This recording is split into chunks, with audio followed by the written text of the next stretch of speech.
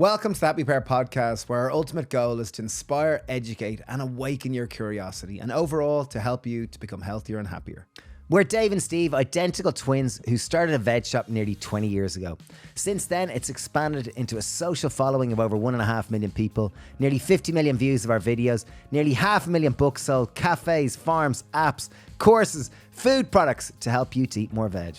We speak to thought leaders, health experts, trailblazers, and specialists of all kinds, from the ones you know to those you've never ever heard of. This week's podcast is sponsored by Vivo Barefoot shoes. We've been wearing them for 6 years, and genuinely, they are our favourite shoes, and that is all we wear beyond being barefoot. Yeah, they're really, really great. They've tons of different varieties. You get 15% off with the code HAPPYPEAR15. And if you don't like them, what do you do, Dave? You can send them back within 100 days and get your full money back. Wow, so you've no risk. No risk. Amazing, isn't it? Yeah. So if you're interested, vivobarefoot.com, and the code is HAPPYPEAR15. Okay, this week's podcast is with Michelle Wong, also known as Lab Muffin. She's a popular science communicator and beauty blogger. She gained recognition for her blog, Lab Muffin, Beauty Science, where she combines her background in chemistry with her passion for skincare and makeup. Michelle has a PhD in chemistry from the University of Sydney, Australia, with a focus on medical chemistry. Her expertise lies in explaining the science behind skincare products and debunking beauty myths through evidence-based research. Really cool, really practical conversation where we explore sun cream. How much should you apply? Should you wear it every day? What's best skincare practice? Yeah, sun cream bit was the most relevant bit for me. SPFs, are sprays better than lotions? How much should you apply? All these questions covered in this podcast. So without further ado, we give you the wonderful Michelle Wong. Welcome. It's wonderful to have you. It really, really is. And okay, I'm going to jump right in because our expertise is about food. And I know that, like, my understanding of the skin is that it's the biggest organ in the body, and it's the main organ of elimination in our body. And a friend always, he has this expression, he says, like, well, I'd never put anything in my skin that I wouldn't eat, you know, and that would be his thing because it's actually absorbed through your body. And how true is that, or what are your thoughts on that? Well, our skin is actually mostly meant to be a barrier. So the way that we've evolved, it is meant to be like a protective layer around us, between us and the outside world. So it stops things from getting in, things like water, toxins, anything else we encounter in the environment, like mud, for example. But it also stops stuff from getting out. So we've got lots of water inside our bodies. And if that layer on the outside is removed, then it just leaks out and we end up with really dry skin. So with the structure of our skin, there's a bunch of dead layers on the top, which is called the stratum corneum. It's about 10 to 20 layers. And that is actually evolved to be a super good barrier. It's actually really hard to get stuff in. If you look at all the medications available, there's only a handful that get in through our skin. The rest of them you have to eat or have it injected. And yeah, if we could administer a whole bunch of medications just through our skin, it would actually be quite nice because no one really likes getting needles if they could just put on a cream, for example. But yeah, our skin is mostly a barrier, so it is definitely not something that you can just absorb stuff through easily. Wow. So in terms of skincare products, then obviously, you know, if it is mostly a barrier and we don't absorb that much of it, I don't know. Well, okay. Was that a question, Dave? No, it's just me fumbling along and kind of going that, like, I guess my previous thought was that, okay, well, my skin is part of my body, and, you know, the idea that you want to eat, like, healthy skin starts from within. Like, that's one aspect to it, because the skin, to my understanding, it's the kind of fruit of our lifestyle. Obviously, we've got genes, which will massively dictate our skin. But then how we live our life, like if I smoke and drink loads of alcohol and don't sleep that much, my skin will probably be a representation of that type of lifestyle. Whereas if I've got healthier lifestyle habits, my skin might be more reflected through that. And in terms of the like, before we jump into the skincare products, like lifestyle, what are your thoughts on the implications of how we live our lives, water, food, exercise, sleep? How do these impact our skin quality? Well, just like any other part of our body, our skin relies on nutrients to get all the substances it needs. So there is definitely a big aspect of lifestyle. But at the same time, if you think about where our food goes from our digestive system, the skin is pretty much the last place where anything will go. It's like at the very edge of our body. There are blood vessels that supply it, but it's not as much as a lot of our other organs. So while there is that impact, a lot of the time it is better to use skincare products because we can get stuff in without any of that filtration. So From a nutrition point of view, as I'm sure you know, with vitamins, there are certain vitamins where if you have more of that vitamin, you just pee it out, like it's just gone. But with skin, our skin can actually benefit from extra vitamin C, for example. If you have vitamin C and you had extra supplements, that excess doesn't end up in skin. But if you apply it on your skin, you can actually get it there in a really high concentration to act as an antioxidant. Wow, so there is benefit of kind of applying vitamins externally or topically, as opposed to trying to just purely eat them if you want them to end up in your skin.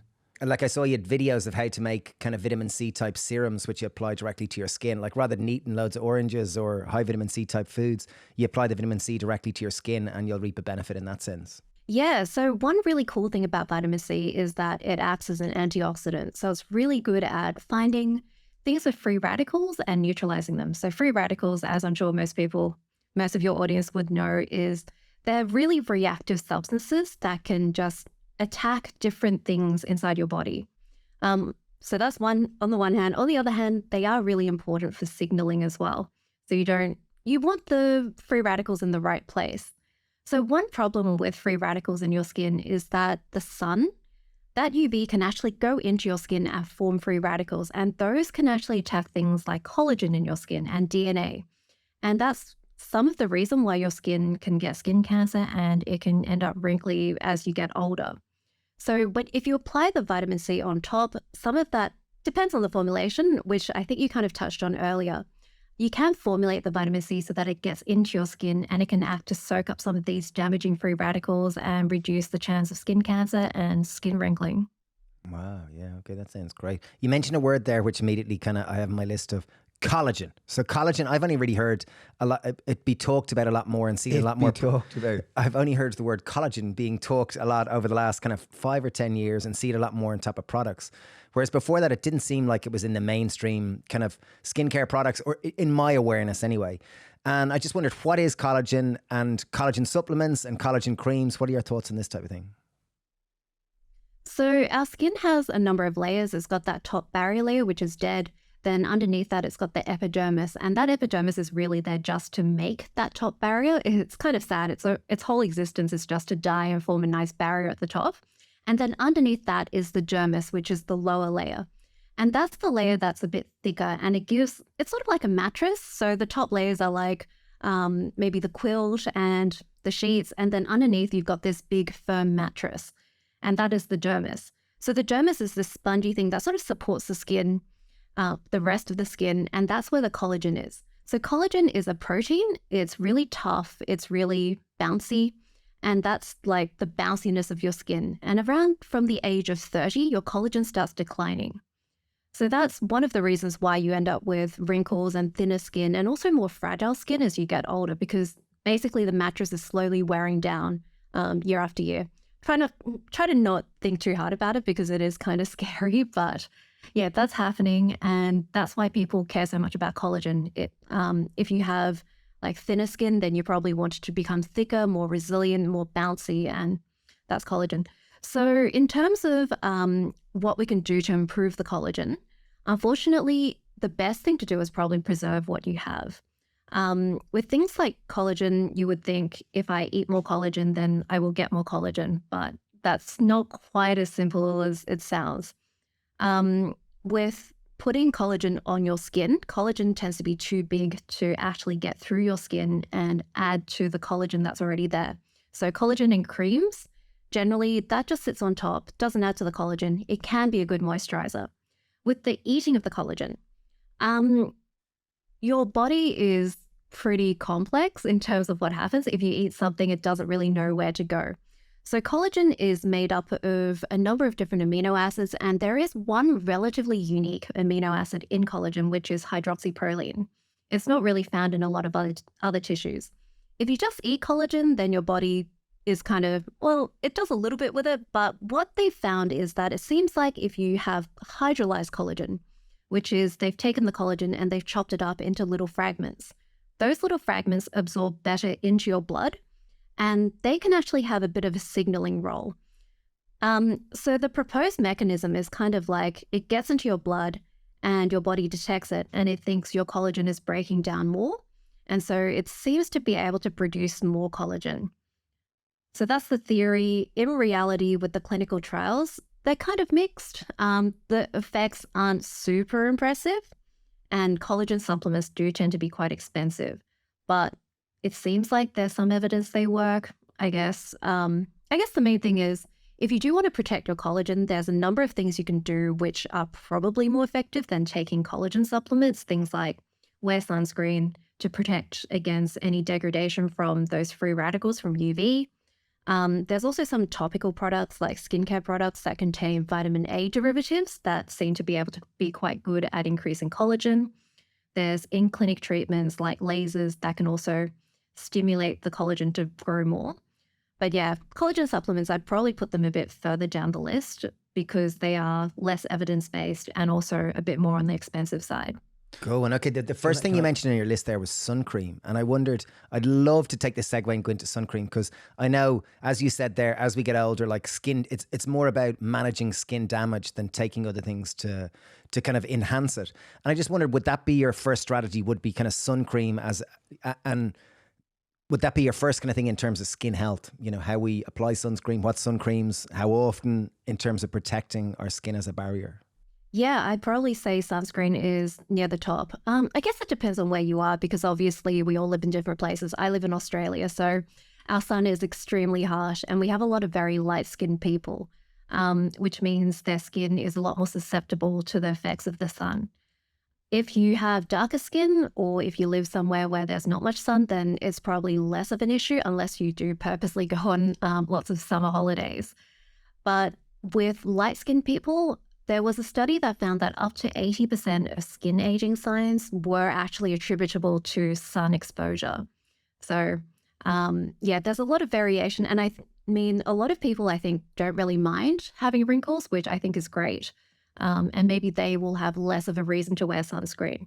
But if you are looking for those anti-aging aspects, then yeah, I would say sunscreen is an excellent investment. With skin, it seems like there's not that much you can do to make your skin look younger. It seems to be lots of it largely is about maintaining what you have. Am I incorrect in saying that, or is that largely true? I think it's largely true. There are definitely things you can do. But a lot of it is about protection, I think. With skincare, it's mostly about protection because skincare doesn't get in very deep.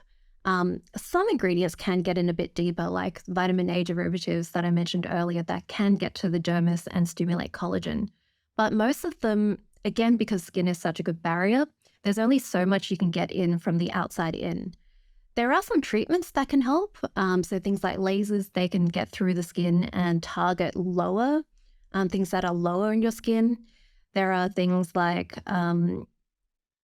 there are lots of different clinical treatments like radiofrequency treatments, microneedling, and that sort of more invasive stuff. But yeah, with skincare, a lot of it is about maintenance. And also with all these sorts of stimulating treatments, the stuff you rebuild is generally going to be not as good as the stuff that broke down in the first place. So yeah, a lot of it is about maintenance, I think. Okay, very cool. So I think sun cream's a really important one to camp out in because even in Ireland, although we're a lot more northerly, obviously you're down south, the sun is really harsh and it's really strong. Sometimes I feel like 15 minutes of sun in Ireland is stronger than if I've spent half the day out in Poland. My wife's Polish, and you tend to not get the effects of the sun seem a lot more benign or a lot less. So what are kind of basic myths around sun cream? Because it's often fed the idea that the more expensive sun cream you buy, the better it is. Like, is there a huge variance between if I spend more, is it linear? I spend more, I get better quality that's going to protect me more, or is it? There's so many questions here around sun cream, but I guess if you can just give a bit of background on it, and then we can dive into loads of different things. Yeah, so sunscreen is really, really good for both preventing aging and also preventing skin cancer, of course. With sunscreen, there's so much we can talk about, I think. But first off, I think with the price question, there's not a really strong relationship. So much of it depends on the market. So for example, in Australia, we have extremely cheap sunscreen that I would say is better than a lot of the more expensive ones. At the same time, some people's skin just doesn't like that sort of thing. A lot of people have very picky skin. And sometimes it's not just about the skin. Sometimes it's about what you personally like. So for example, a lot of men don't like the feeling of having stuff on their skin. possibly because they're just not really acclimatized to it. And so it might be worth paying a bit more for a sunscreen that you like, because it's not just going to sit on the shelf and not get used, because obviously if you don't use it, it's not going to work. Okay, well, like when I think of even the first question I'd go is, there's a lot of, like, I've got a family, and with my kids, I find the sprays are so much easier to apply than a cream. And I know when we go on holidays, sprays are just so much more practical. Is there a difference in terms of the quality of a spray versus a cream? So with the actual substance itself, no. The main thing you want to look for in different sunscreens is the SPF number. So the SPF number tells you the level of protection, and it's proportional to the actual number. In general, the bigger the number you can go, the better. In most places, there is a limit to the number allowed, which is 50. I think in the US, you're allowed up to, I can't remember, much higher. But yeah, the biggest number you can handle on your skin is going to be the best. Bigger numbers, a lot of the time, because there's more sunscreen ingredients to get that higher protection, they can feel a bit heavier, but these days it's gotten a lot better in the last maybe 5 years, I found. There are lots of SPF 50 sunscreens that feel just as good as SPF 30 or 15. In terms of the form, that's where the spray runs into trouble. So I think in general, the safest form of a sunscreen to use is a lotion. How much you apply is really important. There's lots of different measurements, but one really good rule of thumb is 1 teaspoon for your face/neck/ears, 1 teaspoon for each limb, and 1 teaspoon for the front of your body and 1 teaspoon for the back of your body if you're an adult. So getting that amount is quite easy with a lotion, or relatively easy. It can be a bit difficult if you're not really used to slapping that much sunscreen on. With a spray, there are 2 main types of spray. One is the aerosol spray, which has compressed gas in it, and you just hold it down and it sprays out a generally finer mist. And there's also the pump action sprays, where you actually have to pump it up and down. There's nothing compressed, like your pumping is pushing it through the spray. Usually it's got like bigger drops, but there's no compressed air. With the aerosol sprays, most of the time they have a propellant in them, and that propellant is something like butane or hydrocarbons. That propellant usually takes up maybe a third of the can. And that means that if you have, let's say, a 100-gram can of sunscreen, you've only really got 67 grams of sunscreen in there. As you're spraying it out, that means like 67 grams, one adult full body application is 1 shot glass or 30 mils. So that can actually only has 2 applications in it, which is, you're going to have to spray a lot more than you think you would. The other main issue with sprays is that mist, if there's a bit of wind, it turns out a lot of that just flies off. It doesn't even hit the skin unless you are super close. So sprays, unfortunately, don't seem to be the best form of a product, despite being super convenient, which is really disappointing. So with kids, I think ideally try to put a lotion on them. If they really won't stay still and you need that spray, then use the spray. It's better than nothing, but ideally the lotion is going to be a lot more reliable. And again, the amount you put on is super important. There's an estimation which is most people seem to apply less than half the amount they should. And that tends to drop the SPF to about half of the SPF, or even potentially lower, which means you think you've got SPF 50 on, you've actually got twice as much UV hitting your skin than you thought. Okay. What about sun cream myths? Like, I would think number one, people go, well, I'm tanned, I don't need to wear sunscreen. You know, the way if you've got a tan, you go, oh, I've got a good base layer, I don't need sun cream, I'm fine. Like, what are your thoughts on that one? So a tan generally only gives you about SPF 4. This is Wow. if you've gone out and gotten a suntan. Yeah, a fake, an artificial tan. No, wait. A tan that you've gotten from a tanning bed, I should have said. Tanning beds give out UVA, and that tan is actually really bad. Like, it does not give you much protection at all. I think it's maybe SPF 1 or 2. So that's even worse than a natural suntan. Plus, UVA is linked to some of the worst cancers. So UVA gets deeper into your skin, and it seems to be more tightly linked to melanoma. So I believe there is a stronger relationship between tanning beds and melanoma than there is between smoking and lung cancer. Wow. Which is, yeah, quite shocking. That's why these tanning beds are banned in Australia, because, yeah, the evidence is just really, really scary. So base tans, not really useful. With artificial tans, so fake tanning products that you put on your skin and they turn your skin brown, that's also quite similar. So again, it's SPF 4, but the nice thing is you don't have as much of that sun damage as you're getting that tan. So I would definitely recommend that over getting any sort of like UV induced tan. But either way, you should be wearing sunscreen on top. So for someone like we live very outdoorsy, active lifestyles, you would recommend factor 50, SPF 50, using it from a cream form, like a lotion form rather than a spray form. 30 ml, as in a teaspoon for my face, teaspoon from each limb, a teaspoon for my body, and I put that on. And is it typically one coating a day, or would it be if I'm out there all day? If I'm out in the beach all day, it's an amazing day here in Ireland. Oh my goodness, one of the top 10 sunny days of the year. Would I be applying it twice a day? What do you think about water-resistant sun creams? And those are some of the basics I'd be curious about. Yeah, one of the big issues with sunscreen is you do need to reapply because you've put on that layer. That layer is not going to stay intact. So first off, we all have oil coming out of our skin and sweat, and that's going to break up the sunscreen layer from underneath. Then from on top, you're going to be probably moving around, which will shift that layer around. You're probably brushing against things. If you're swimming, then you've got water washing it off. So the general recommendation is if you're being quite active, then you should be applying at least every 2 hours and after you get out of the water. Now, applying stuff, it's pretty annoying. Like you're on a hike, you have to stop, you have to like get dirt off your hands, get out your sunscreen and reapply all over your body. It's a bit of a pain. So one thing I think is really useful is other forms of sun protection, like sun protective clothing, hats, sunglasses, even sun umbrellas. Super helpful because they don't wear down, and reapplying, well, you don't really need to reapply, but to even put it on, it's like 2 seconds. And in terms of vitamin D, like I'm thinking of, the sun feels amazing. It feels amazing being out in it. Like it certainly does in Ireland where there isn't that much sun versus Australia where you are, where there's a lot of sun.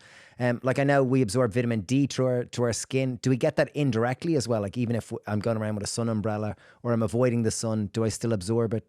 I believe it's absorbed via my eyelids. Is that... I don't think so. I'm pretty sure it is mostly just directly the action of UV going into your skin and converting that pre-vitamin D into proper vitamin D.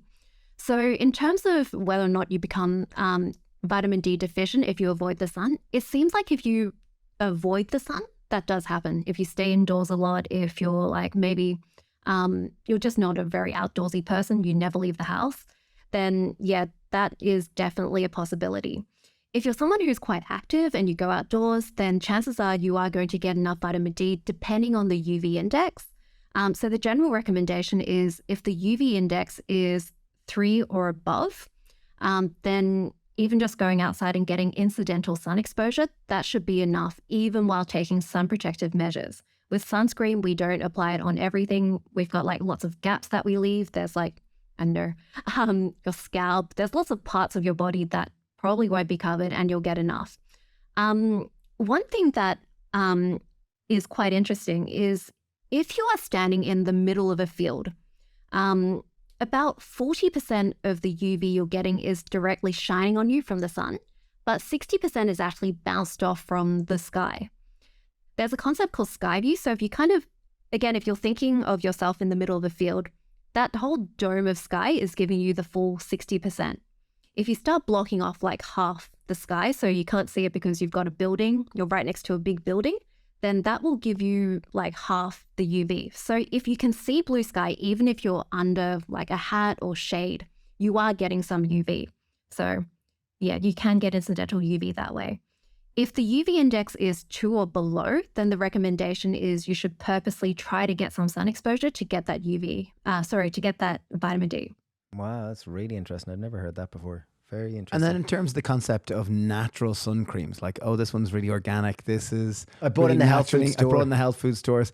Are they any better than these? Like, I see you make a distinction between chemical-based sun creams versus non-chemical or physical, I think it was. What's the distinction between these two? And is a more natural one any better? I would say no. Yeah, so with the physical sunscreens, usually that refers to titanium dioxide and zinc oxide, which are minerals which are found in nature. When they're in a sunscreen, they're generally not sourced from nature because it turns out these minerals, when they're in nature, a lot of the time they're mixed up with heavy metals. So it's a bit difficult to make sure it's not contaminated and that it's of consistent quality. So most of the time when they're in a sunscreen, they tend to be synthetic. They're just like the same as what you get from nature, but synthesized in a factory somewhere. Also with those two chemicals, a lot of the time they are ground up in sunscreens. They have to be solid particles. The problem with that is, as we mentioned before, it tends to look really white and chalky. The other big problem is they tend to clump together. So if you have lots of nice spread out zinc oxide particles, then you're going to get lots of protection. But if they start clumping, you're going to get gaps, even with the same amount of zinc oxide on your skin. And the UV can get through those gaps. To stop that from happening, a lot of the time they will coat the particles of zinc with something else, maybe a silicone, and that keeps them nice and dispersed. But those coatings tend to also be synthetic. They're not natural. Now, if we go towards the chemical sunscreens, those are carbon-based sunscreens. They're molecules that have been designed purposely to absorb lots of UV and not look white. With the newer ones, they're also purposely designed to be quite large molecules so they don't get through skin very easily. They're also designed to be like a lot lighter feeling on the skin.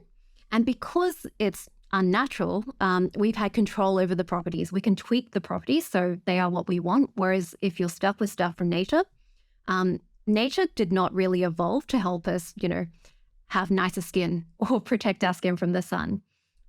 So yeah, I'm a big fan of being able to take things from nature and then tweak them and make them more useful for us. So yeah, in general, chemical sunscreens, they will look a lot nicer on your skin. They'll feel better. They won't have that white cast. They won't clump up. Whereas with the natural ones, unfortunately, there's a lot less flexibility with what can be done. And in terms of effectiveness, like a chemical one, would they be similar effectiveness? Is that what you found? If the SPF label is the same, then they should be similar effectiveness. But if you look at the super high protective sunscreens, like the SPF 100s that you see, I think there's some in Europe that are regulated as medical devices. There's also the SPF 100s you find in the US. Those always have chemical sunscreens in them because, yeah, you can get up to that really high level with these synthetic molecules. Wow, it's super interesting. And what are some of the other big myths around sun cream that you come across? Because I'm sure there's other ones like homemade sun cream is better or coconut oil is a natural sun cream. What are some of the myths which you come across that people listening might they might have questions in the tip of their tongues? Yeah, those two are two really big ones. So DIY sunscreen is not a good idea. Like a lot of the time these DIY recipes are with zinc oxide and titanium dioxide, which clump up. And it's really hard to get them to not clump up with equipment that you have at home, like whether it's like a mixing spoon or a blender. You need like industrial equipment to get it to disperse. So highly unrecommended. With oils, a lot of those results, sometimes you'll see things like raspberry oil has an SPF of like 35 or something. That is not based off like a proper measurement. That's usually just a really quick measurement done inside a simple machine. With sunscreen, you're applying it on skin. Sunscreen is properly tested on the skin. When they've tried doing that, they end up with really low SPFs.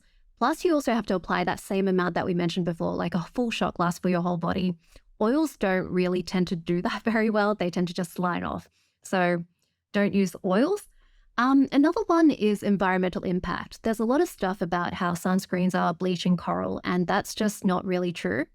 The national academies in the US recently did a big review of all the evidence, and it seems like sunscreens have minimal impact regardless of what type of sunscreen they are, whether it's zinc oxide like the natural ones or the synthetic ones. And in fact, the natural ones, zinc oxide and titanium dioxide, they seem to be more toxic to coral than a lot of the chemical ones. And that's because when coral is in nature, they're not swamped with zinc oxide or titanium dioxide. Having extra stuff there is like, even if it's natural, it's not in the same area. Other myths. That sunscreen is bad for you. Like it might disrupt your hormones, or it might have, I guess we've covered the vitamin D part, but yeah, the hormone disruption. With the hormone disruption, the sunscreen chemicals, before they're allowed in sunscreens, they go through a safety assessment. And a lot of the time, that safety assessment limits the allowed concentrations of sunscreens to about 1% of an amount that they would consider not concerning. So, yeah, they have really, really big safety margins for what's acceptable. So sometimes you'll see in the news that they'll say, this sunscreen, they've lowered the concentration, and everyone kind of panics, and completely understandable. But the concentration was like 1% then, and now they've realized it's no longer 1%, it's like 6%. So now they've dropped it back down to 1%.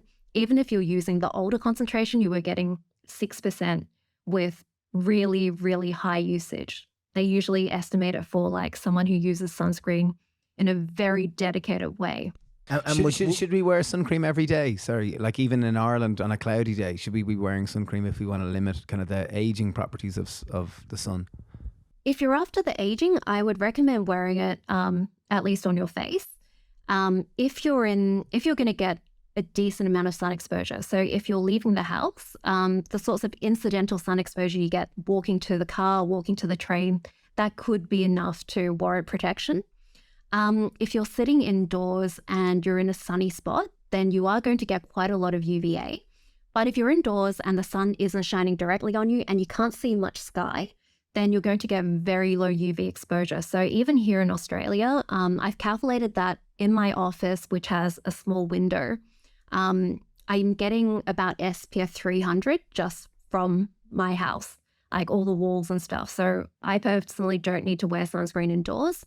But I think it also depends on your own skin and what you're concerned about. If you don't care about wrinkles and you're not having a lot of sun, like the UV index is relatively low, there's no risk of skin cancer, then I don't think there's really a reason to wear sunscreen. But on the other hand, if you have a family history of skin cancer, you really, really want to preserve your collagen, you really don't want wrinkles, then I think wearing sunscreen every day is a great idea. Okay, wow. Yeah, because I guess I do in summertime, but in wintertime I certainly don't wear sun cream because it's just not that much sun, and it's, it's a very different climate to Australia here. Checking the UV index is a really good idea. Usually it's part of the weather report. So I think you'll probably find that in winter, the UV index is like 0 or 1 for you. So the World Health Organization would not recommend sunscreen. Okay, gotcha. Yeah, I'm looking here. UV. Yeah, I guess it depends on summer versus winter. I've never heard of the UV index. Maybe I'm really ignorant. I probably am. Yeah, we're pretty ignorant about certain things. In terms of, say, in traditional cultures where, applying cosmetic creams or things, hasn't become part of their culture. It seems to be, largely came post-industrial revolution, and as we kind of moved into a more aesthetically focused era. Like back in more traditional cultures, was it that people didn't live long enough to develop skin cancer, or was it typically that, cultures that grew up closer to the sun typically had skin that was more evolved to deal with kind of heavy sun usage? I'm just trying to understand where sun cream fits into our evolution and where it came about as a necessity to avoid wrinkles and to avoid the possibility of getting skin cancer, in essence. And excuse me if this is an obvious question, but... No, I think it's a really good question. I get it a lot, actually. It's a mixture of those factors. So first off, we no longer necessarily live where we evolved. So I live in Australia, where we have a lot of light-skinned people whose skin is not okay with this kind of sun. But also, yeah, the other point that you said about people not living long enough, that is completely true. Skin cancer usually develops maybe in your 50s, 60s, 70s. You generally reproduce, well, we were evolved to reproduce around age like 20s and 30s. So yeah, evolution just does not care about keeping us alive after we've reproduced. So yeah, that's another reason. And another reason is just changes in our lifestyles, which have happened over time. So pre-industrial revolution, most places were quite conscious of protecting themselves from the sun with things like shade. Post-industrial revolution, and probably in around the 1920s, that's when tanning got really popular. I believe it was Coco Chanel who came back from a trip in the Mediterranean with a tan, and that suddenly became fashionable. So people started going on more summer holidays. We had airfares become a lot cheaper, so people could actually fly out on a summer holiday every year and get a whole bunch of sun exposure. So these changes in lifestyle it's really impacted how our skin has dealt with the UV. Another one actually is the ozone layer. So there were CFCs, which became really popular in the 50s and 60s. And then in the 80s, they discovered CFCs, which were propellants. They were breaking down the ozone layer. Ozone absorbs UV, mostly UVB. And with less ozone, that means more UVB is coming through and potentially messing up your DNA, making free radicals in your skin. Since CFCs were phased out, starting in the late 1980s, the ozone layer has largely repaired itself in most places. But now there's also a lot more, I believe it's nitrous oxide, which comes from agriculture. So there's actually areas of thinning ozone in lots of different places. I believe there's like a bigger hole, like a thinned area over the middle of the US. There's a big hole over Antarctica, which is partly why Australia has such trouble with UV.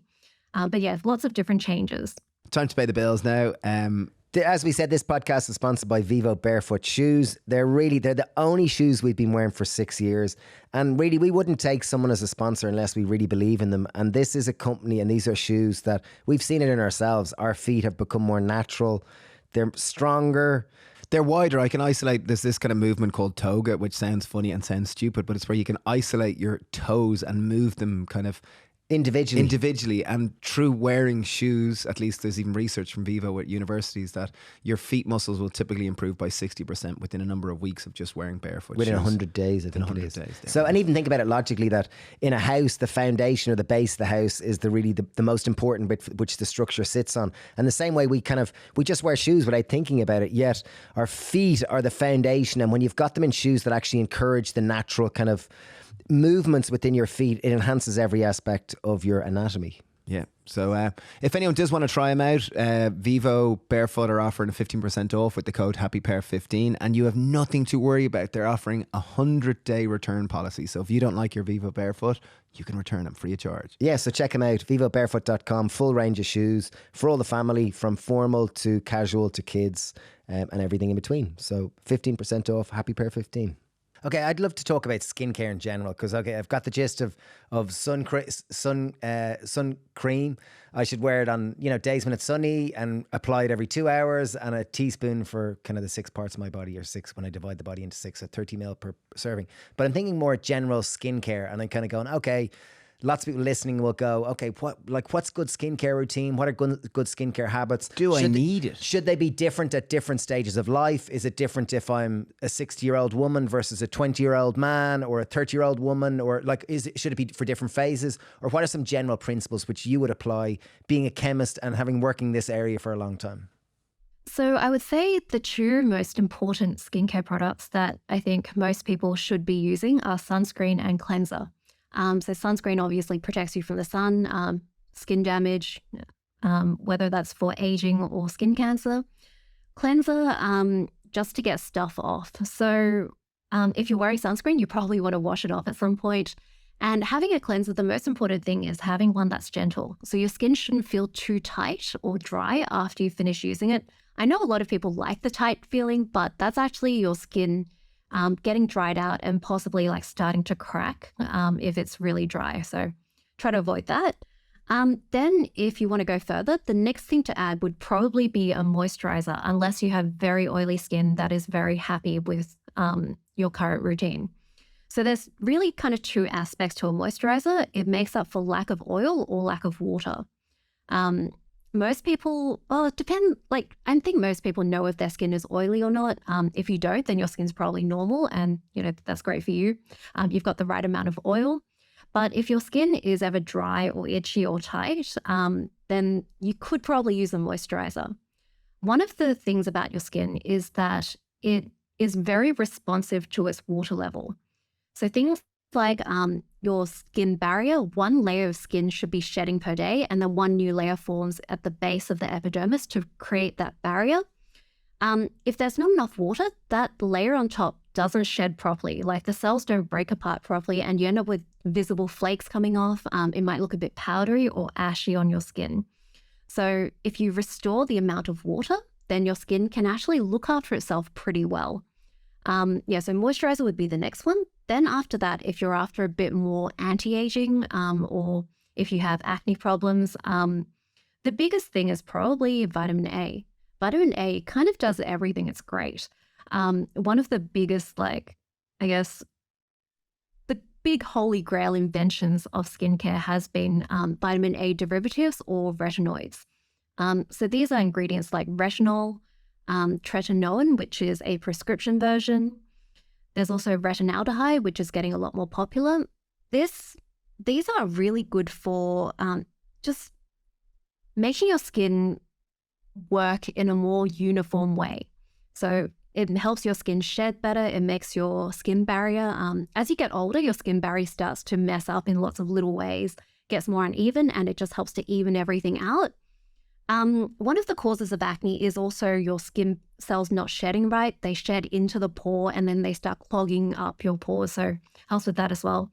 Also helps with pigment. If you have uneven pigmentation, which is a problem with people with darker skin that's capable of producing more melanin, sometimes it'll just produce a bit too much in response to things like the sun. And also just with trauma and inflammation, it just decides to like pump out more melanin. So yeah, vitamin A derivative is the next best step. And that's also, there's tons of evidence on vitamin A. So I'd say that. And so vitamin A is a cream. It comes as, you can get it as part of a moisturizer and just apply it as that, or is it a separate thing typically? It's in lots of different forms. It's been added to lots of moisturizers. Sometimes it also comes as a serum, which you would apply before your moisturizer. So in terms of skincare, just I'm hearing the basics, just because I guess I don't have as good a habit as many people might have. But it seems like sun cream is a number one, then it's a cleanser, and then possibly a moisturizer. They're the kind of three go-to fundamentals of a basic skin routine. And if you want to take it to the next level, add some vitamin A. So that could be part of your moisturizer, or it could be a serum. Aha. Okay, on the polar opposite. So those are some of the basic good habits. So what are some of the most common mistakes that you see people make in terms of skincare? Like the way sun cream, there's the ideas that natural is better. There's the idea that, SPF is 50. There's so many myths around that. What are the typical ones that you see in general skincare routines that people have? I think the biggest one is people get excited about serums and they start using that before they put in a sunscreen. I think that's the biggest mistake because firstly, sunscreen can just do so much by protecting your skin. Your skin largely can look after itself as long as you protect it. And yeah, you need that protection. But also a lot of anti-aging products can actually make your skin more sensitive to the sun. One of the really popular ones is chemical exfoliants. So they're called alpha hydroxy acids. They're ingredients like glycolic acid and lactic acid. People get really excited about these because they are pretty satisfying. You start putting it on and your skin just gets really smooth and glowy. But the problem is it increases your skin's sensitivity to the sun. So a lot of people, after they've used it for a few weeks, suddenly they see their skin starting to, the pigment gets even worse than it used to be. Their skin starts getting really coarse and you're starting to see a lot more texture. And that's a lot of the time because of that missing sunscreen. So that's probably number one. Paying too much for things. I think just people assuming that more expensive means better. So things like cleansers. You can get really budget-friendly, excellent cleansers, moisturizers, sunscreens these days. So don't just go for the most expensive thing. Actually try it out on your skin. Try to assess what it's doing to your skin. Introduce one product at a time so you can tell if that product is actually making a difference or if it's not that product at all. If you introduce like 5 products at once, you're not going to be able to tell which one is working. So you could be using 4 unnecessary products. Another one I think is a lot of people with oily skin and acne, they tend to just kind of attack their skin. They try to kind of just pummel their skin into submission. And I mean, I did this too as a teenager. It was sort of this, the harsher I am to my face, the more it hurts, the more it works.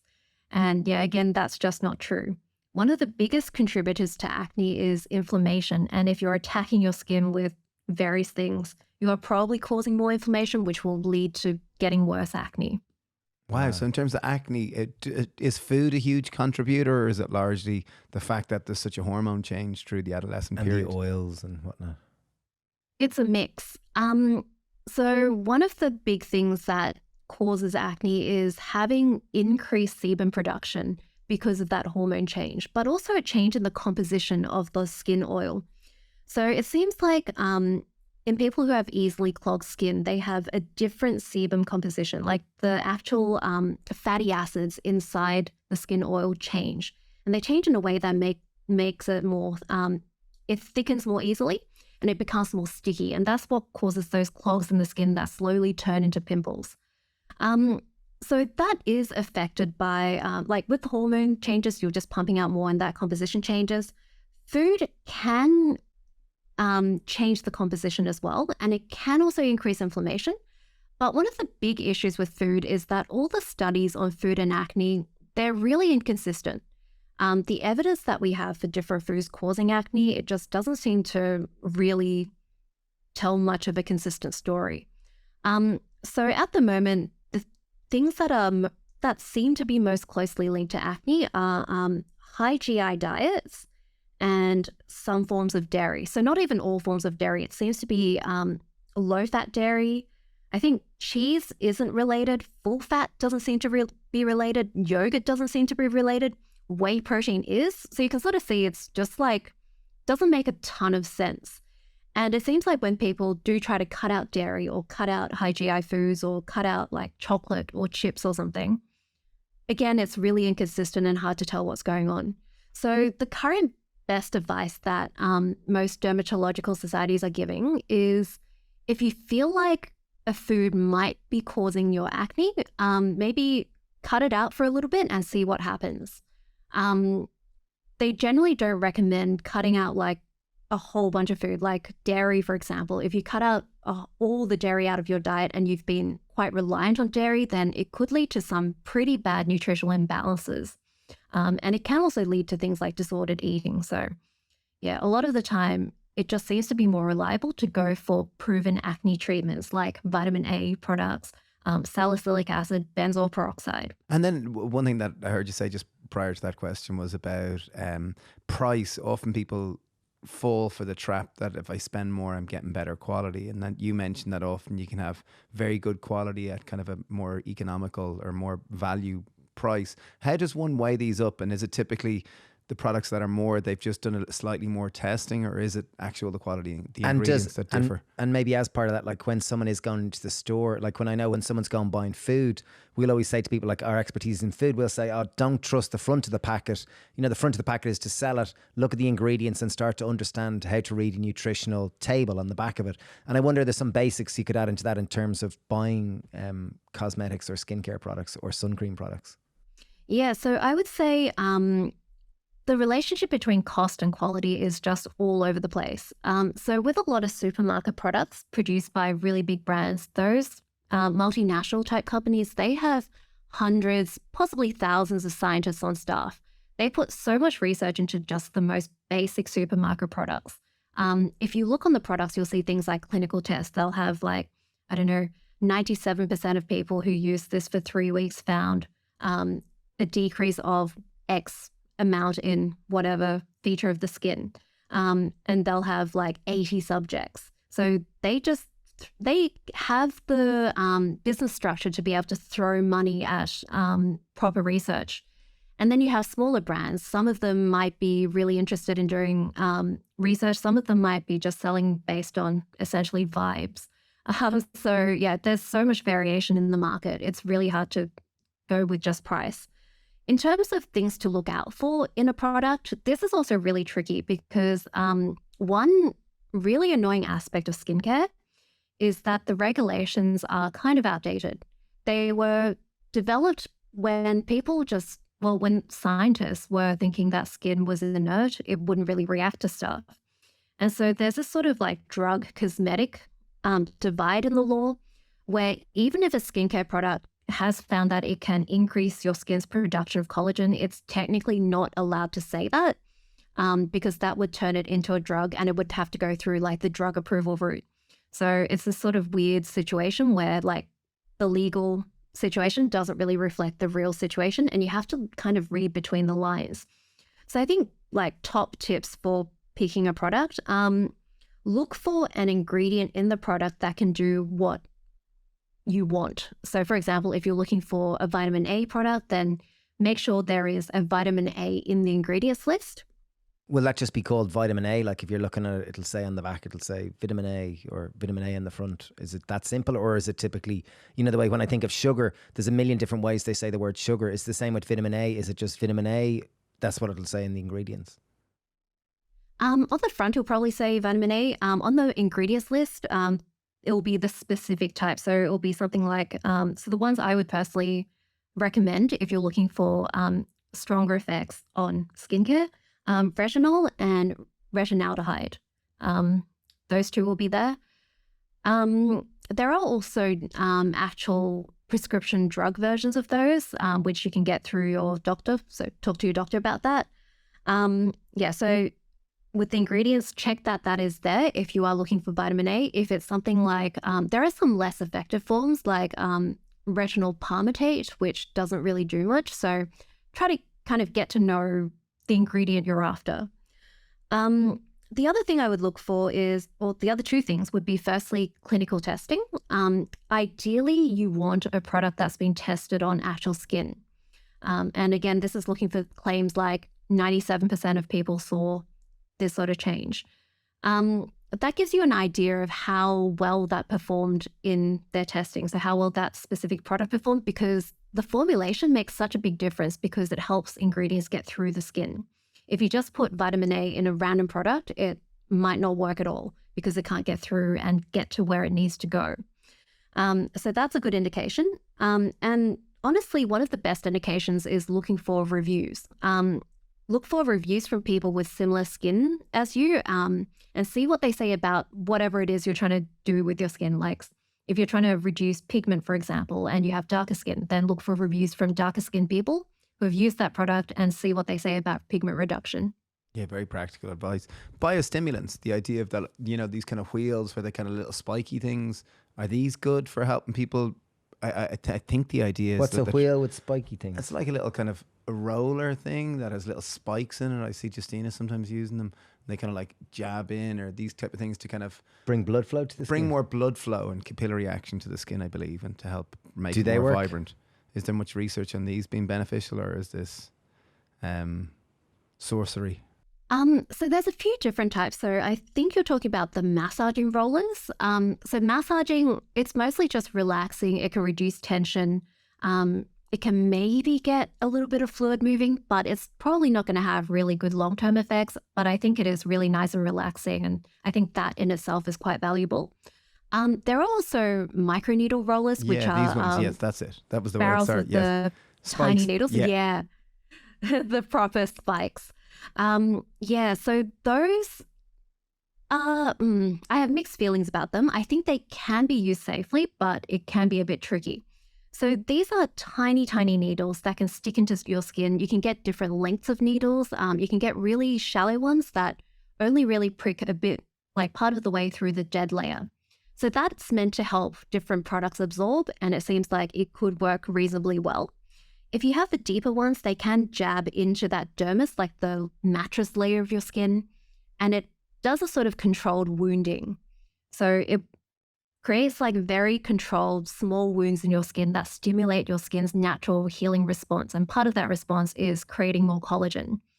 So the problem with that is if you're doing that at home and it gets deeper, it can risk infection if you haven't like properly cleaned your skin and cleaned the roller. It can also spread viruses across your skin. So if you have like cold sores or warts, you can just end up with a whole bunch of infection. There are risks with the deeper ones, and I would probably recommend not doing that at home.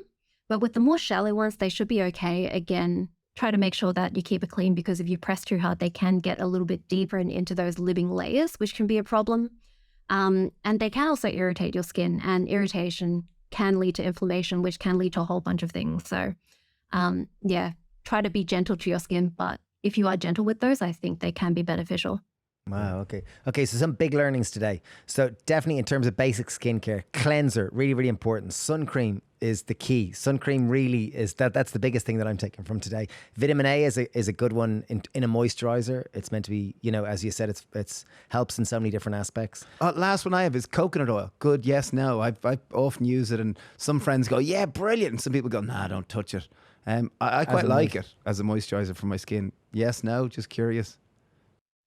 Depends on your skin. If you like it, then it's probably great for your skin. Okay. And then final one for me is swimming in the sea. It tends to dry your skin and make it tighter. Like obviously it's got salt in it. Is swimming in the sea bad or good for your skin? I assume not that good, but Generally, if your skin feels tighter, that's probably a sign it's getting dehydrated. So probably not great. Probably want to moisturize afterwards. okay, good one, great one. Okay, so that's basic skincare. In terms of sun cream, just my summaries, my understandings are sun cream. Certainly on sunny days, you should really wear it, apply it every couple of hours. If you're very active or swimming in the water, you should probably reapply it. Most people are probably not putting enough sun cream unless they're very particular about it. Sprays aren't effective as lotions or creams. Lotions and creams are more effective. 30 ml, so that's a shot glass full for covering your full body. Teaspoon for your face, teaspoon for your neck, teaspoon front, back, limbs. That's about 6. Good work. You're paying attention, Mr. Flynn. Yeah, I have been. So that's sun cream basics. And then there's the natural ones are not necessarily better than the chemical ones. The chemical ones,